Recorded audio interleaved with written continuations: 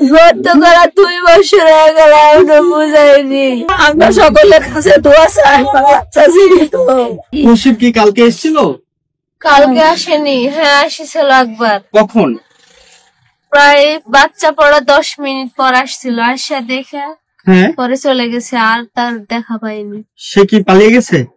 আমার তো মনে হয় পালাই গেছে। আপনি কি তার শাস্তি চান, বিচার চান?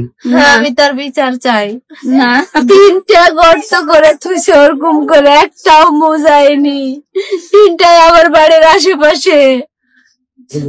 আমি আর বিচার চাই, আমার বিচার চাই। গর্ত করা 2 বছর হয়ে গেল, এখনো বুঝাইনি। 3টা গর্ত এরকম হয়ে আছে। পাও দিছে বাচ্চাটা গর্তের মধ্যে পড়ে যায়, আম্মু আম্মু করে ডাকিছে।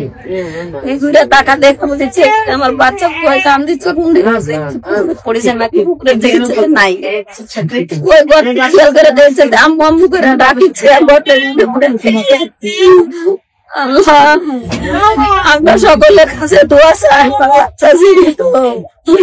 আমরা জীবিত বাচ্চাটা নিয়ে সবার কাছে দেশবাসীর কাছে দোয়া, আপনারা দোয়া করেন, চেষ্টা করেন, তুমি তো বাচ্চাটা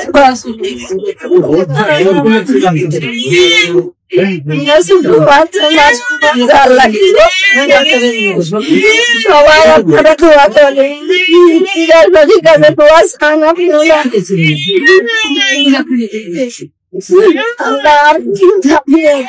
আল্লাহ আল্লাহ